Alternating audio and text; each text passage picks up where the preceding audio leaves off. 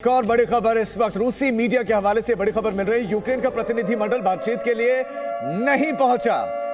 ये सबसे बड़ी खबर, क्योंकि इसी पर निगाहें आज थी, लेकिन रूसी मीडिया के हवाले से खबर है और वहां के मीडिया का दावा कि यूक्रेन का प्रतिनिधिमंडल नहीं पहुंचा। आज शाम रूस यूक्रेन के बीच में बातचीत होनी है और ये चौथे लेवल की बातचीत बताई जा रही है, लेकिन ये बातचीत होगी कैसे? प्रतिनिधिमंडल नहीं पहुंचा, ये रूसी मीडिया का दावा कि यूक्रेन का प्रतिनिधिमंडल नहीं पहुंचा। ये सबसे बड़ी खबर है आज की। बहुत इंटरेस्टिंग खबर आपको दे रहे हैं और बहुत कुछ इससे भी बदल सकता है, क्योंकि कम से कम बातचीत तो साथ साथ चल रही थी। अब प्रतिनिधिमंडल क्यों नहीं पहुंचा? क्या यूक्रेन अब बातचीत नहीं चाहता है? आखिर प्रतिनिधिमंडल क्यों नहीं पहुंचा? हम ये रशियन मीडिया के हवाले से खबर आपको दे रहे हैं। आज शाम में बहुत इंपॉर्टेंट बातचीत होनी है और इस पर निगाहें पूरे विश्व की हैं। अमेरिका की, नेटो की, सबकी निगाहें हैं। रशियन लोगों की, यूक्रेनी नागरिकों की, भारतीयों की।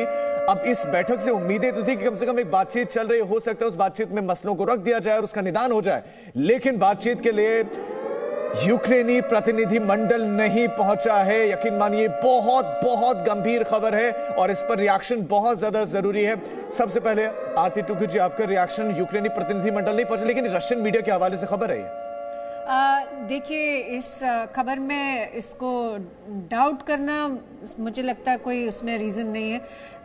ये खबर सच्ची हो सकती है क्योंकि जो हम लगातार देख रहे हैं ज़ेलेंस्की का एटीट्यूड और अप्रोच, जिस तरह से वो रिजिडिटी बना के रखा है यूक्रेन और नेटो कंट्रीज़ ने, ये उसका बिल्कुल आउटकम दिख रहा है हमारे को सामने कि अभी बात करने में कोई मर्जी नहीं है। एक वो रिजिडिटी बना के रखा है, एक्सट्रीम पोजीशन लेके रखी है। कहीं ना कहीं उनको ये उम्मीद है कि पुतिन जो है वो खुद प्रेशर में, इकोनॉमिक प्रेशर में क्रम्बल हो। वो इकोनॉमिक प्रेशर की वजह से उनके अंदर पुतिन की जो टीम है उसमें कोई फूट पड़े।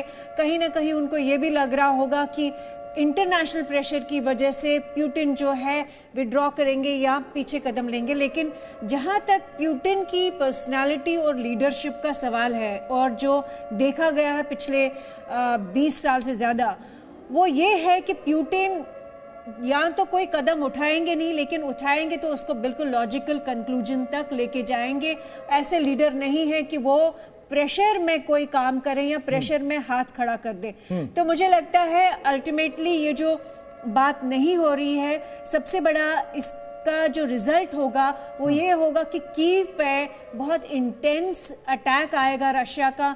बहुत ही मैं कहूंगी दर्दनाक सीन शायद हो सकता है। आप कह रहे कि कुछ ऐसा हो सकता है, भयावह तस्वीर हो सकती है। ये बहुत बड़ी खबर है। संजय कुलकर्णी सर, क्या यूक्रेन को युद्ध पसंद है? क्या वहां के नागरिकों की जान को खतरे में नहीं डाल रहे हैं? आप नेटो के साथ बातचीत कर रहे हैं, आप यूरोप के साथ बातचीत कर रहे हैं, पुतिन की सुन नहीं रहे हैं, आप बातचीत के टेबल पर नहीं जा रहे हैं, इसका मतलब आप युद्ध चाह रहे हैं? देखिए राजीव, बात ऐसी है कि जिस प्रकार से ज़ेलेंस्की ने एक मांग रखी है सीज फायर, और पहला राउंड का टॉक हुआ, उसमें भी प्रतिनिधिमंडल जो रूस का है वो पहले पहुंचा हुआ था, पर ये नहीं पहुंचे थे। और अब तो जैसे रूस खबर कर रहा है बार बार कि वो तो पहुंचे ही नहीं है, मुझे लगता है। और ये जो मांग अब ज़ेलेंस्की करे कि सीज फायर होगा, वो वक्त सीज फायर का ख़त्म हो गया है।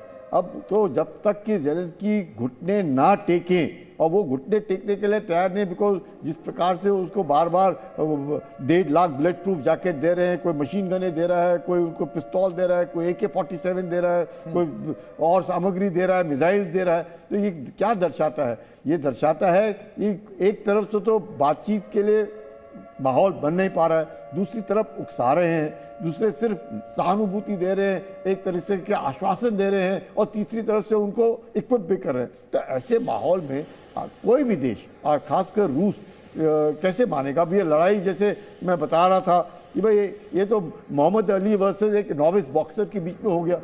जो रिंग में है नॉविस बॉक्सर और मोहम्मद अली, अब मोहम्मद अली क्या छोड़ेगा क्या इसको? तो ये समझ में नहीं आ रहा है। जरूर वो बॉक्सर है, इसने रिंग में उतरा है, लेकिन एक हद होती है कब तक आपको अपनी क्षमता, अपनी सीमाएं पता होनी चाहिए। कृष्ण मोहन मिश्रा हमारे संवाददाता हमारे साथ हैं। कृष्ण, यूक्रेनी प्रतिनिधिमंडल का जानकारी मिल रही है कि वो हमारे साथ नहीं, ठीक है, उनका रुख करेंगे, लेकिन आप पहले तो इन तस्वीरों को देख लीजिए, हालात वहां पर क्या है। और इन सबसे इंटरेस्टिंग और बहुत महत्वपूर्ण और एक गंभीर मामला है, रशियन मीडिया जो दावा कर रहा है, उनका दावा है कि यूक्रेनी प्रतिनिधिमंडल नहीं आ रहा है या नहीं आया है अब तक। आरती जी, क्या हमें इंतजार करना चाहिए, क्या पता कि थोड़ी देर बाद पहुंच जाए? देखिए, अगर वो थोड़ी देर बाद भी पहुंचते हैं तो मुझे नहीं लग रहा है कि इमिडिएटली इसमें से कुछ निकल के आएगा। मुझे लगता है प्यूटिन अपनी तरफ से पूरी कोशिश करेंगे कि कीव, स्पेशली ज़ेलेंस्की को है, वो बिल्कुल अपने टर्म्स पे नेगोशिएटिंग टेबल पे लेकर आए। तो उस तरह का प्रेशर जब तक कीव में नहीं बनता है, उस तरह की सिचुएशन जब तक ज़ेलेंस्की को एक्सपीरियंस नहीं होती, मुझे नहीं लगता है कि ये डेलीगेशन से टॉक्स जो है कोई फ्रूटफुल चीज़ इसमें से निकल के आएगी। लेकिन साथ में ही कहीं ना कहीं ये भी है कि ज़ेलेंस्की वो अपनी ज़िद पे अड़े हुए हैं, क्योंकि नेटो कंट्रीज़ जो है वो लगातार उनको प्रोवोक करती जा रही है।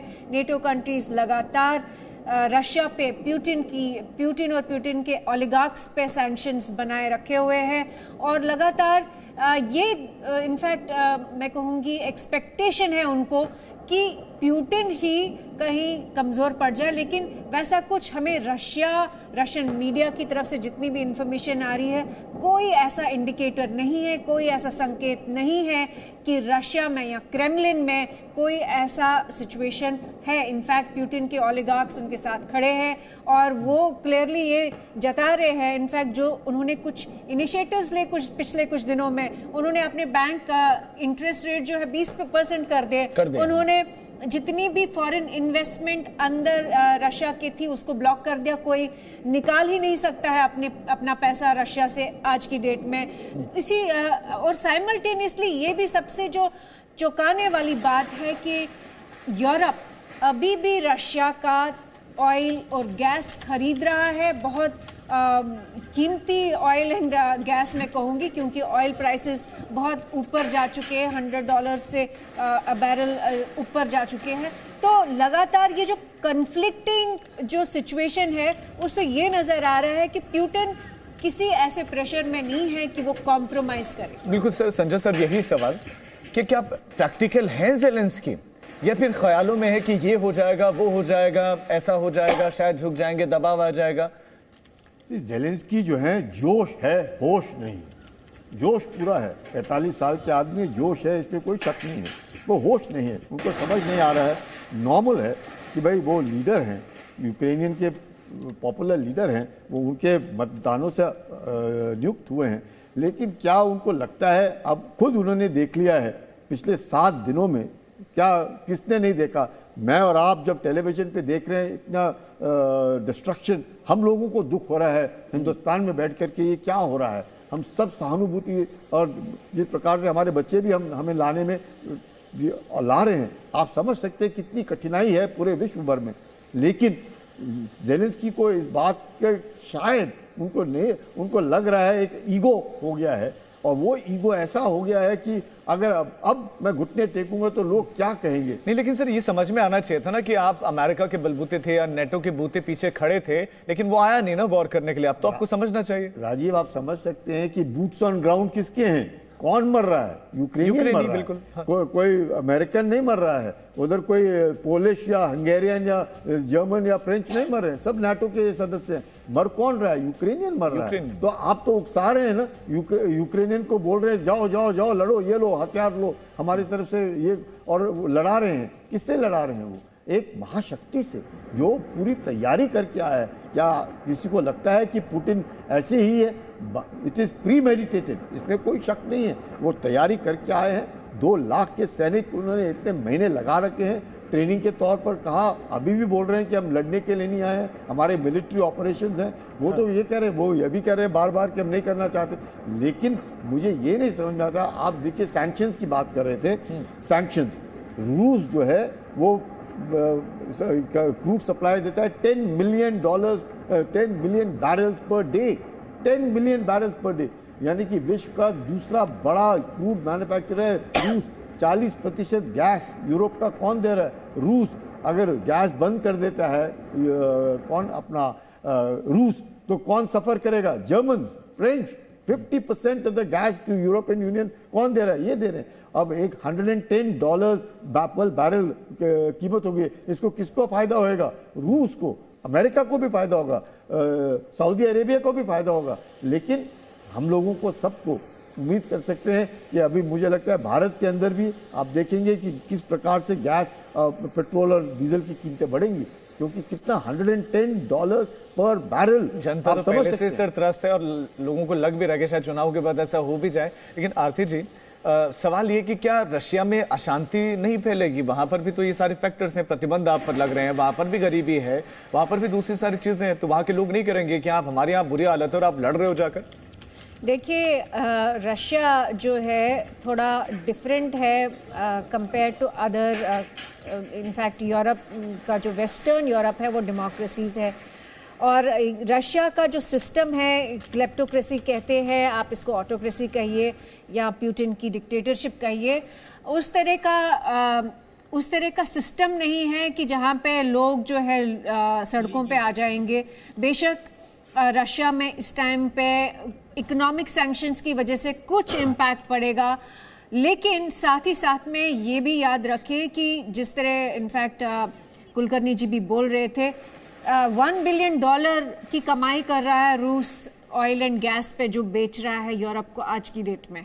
तो ये अल्टीमेटली जब अकाउंटिंग होगी कि कितना जो इकोनॉमिक सैंक्शंस का जो इम्पैक्ट है वो कितना है कंपेयर टू जो उनको कमाई हो रही है ऑयल एंड गैस से, या रशिया का जो बाकी ट्रेड है चाइना के साथ एट द मोमेंट, क्योंकि चाइना भी रशिया से काफ़ी ऑयल एंड गैस ले रहा है। तो ये देखना पड़ेगा कि नेट आउटकम क्या होगा। इनफैक्ट अगर आप देखेंगे जितने भी ये स्टेटमेंट्स दिए जा रहे हैं नेटो कंट्री से, बहुत बड़े बड़े स्टेटमेंट्स आ रहे हैं कि हम इतना यूक्रेन को मिलिट्री सपोर्ट देंगे, हम ये वेपन्स देंगे, ये ट्रेनिंग देंगे, कैपेसिटी बिल्डिंग करेंगे, बहुत कुछ भेजेंगे, लेकिन वो कब भेजेंगे वो किसी को पता नहीं। वो कोई सवाल भी नहीं पूछ रहा है कि कब भेजेंगे, क्योंकि अभी तो आप कहीं से उनको ये वेपन्स नहीं दे सकते हो। सारे आपके जो बॉर्डर्स है, अगर आपने नेटो कंट्रीज ने वेपन्स रोमानिया से भेजे, पोलैंड से भेजे, या एरियल तो भेज ही नहीं सकते क्योंकि रशियन एरियल सुप्रीमेसी है, तो ये जितना भी ये मिलिट्री सपोर्ट की बातें हो रही सिर्फ बातें हैं। तो अल्टीमेटली आपको देखना पड़ेगा कि रशिया को कितना इम्पैक्ट है इन इकोनॉमिक सैंक्शंस का, जबकि हमने पूरी दुनिया में देखा है जिन जिन को इकोनॉमिक सैंक्शंस लगे, इनफैक्ट कोई फर्क नहीं पड़ा। ईरान को इकोनॉमिक सैंक्शंस लगे, इनफैक्ट छोड़िए आप कह रहे हैं कि ज्यादा फर्क नहीं पड़ा। मैं आपके पास लौट रहा हूँ, एक बार फिर से इन तस्वीरों को दिखाते हैं। ये तस्वीरें रशियन मीडिया ने फिर से जारी की हैं, और ये जो आप तस्वीरें देख रहे हैं, जो हेलीकॉप्टर्स आप देख रहे हैं, ये अटैक हेलीकॉप्टर्स हैं, ये सब रशियन के, ये सब रशिया के हैं। और जिस क्षेत्र के ऊपर ये मंडरा रहे हैं, ये धरती रशियन नहीं है, ये यूक्रेन की धरती है। यूक्रेन की धरती के ऊपर, यूक्रेन के शहरों के ऊपर, सड़क पर, जमीन पर टैंक्स हैं, दूसरी आर्टिलरीज हैं, दूसरे हथियार हैं। आप देख सकते हैं कि सड़कों पर क्या चल रहा है। टैंक्स हैं, दूसरे ट्रक्स, आपको मिलिट्री ट्रक्स, उसमें सैनिक नजर आ रहे हैं, और एक काफिला है, कॉन्वॉय है लंबा, लेकिन दूसरी तरफ हवा में उनके हेलीकॉप्टर्स हैं, अटैक हेलीकॉप्टर्स है। ये जताने के लिए, ये दर्शाने के लिए रशिया ये दिखा रहा है कि आप इस गलत फहमी में ना रहें। ये तस्वीरें बहुत कुछ बयां कर रही हैं।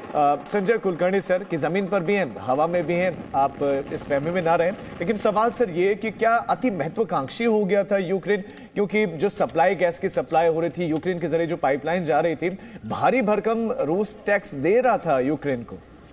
ऐसे है, ट्रांसफर फीस के दौर के तरीके में रूस यूक्रेन को $2 बिलियन $2 दे रहा था, और ये बाकियों को भी मिल रहा था, पोलैंड को भी ट्रांसफर फीस मिल रही। तो ये काफ़ी देश इस गैस जो जा रहा था उसका मिल रहा था। अब वो बंद हो जाएगा, नेवल ब्लॉकेट कर दिया, तो अब तो यूक्रेन जो है वो लैंडलॉक हो जाएगा।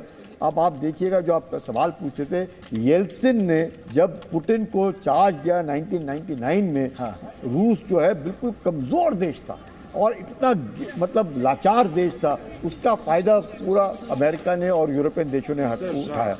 आज वही पुतिन जो 2000 से लेकर के आज उस अपने देश को उस मकाम पर ले गया कि 30 नाटो देश उसका मुकाबला करने में नाकामयाब है। वो आंख दिखा रहा है। क्यों दिखा रहा है? इसलिए उसकी जो स्थिति, जो आप पूछते रूस के अंदर क्यों नहीं हो रहा, रूस में पुतिन का रेटिंग तो बहुत हाई है, तो सब के सब पुतिन के साथ खड़े हैं। उनको लगता है कि वाकई जो अस्तित्व रूस का है, ये आदमी है जो आज जिसे बोलते हैं Catherine the great, Peter the great, जो उस मुकाम पर रूस था।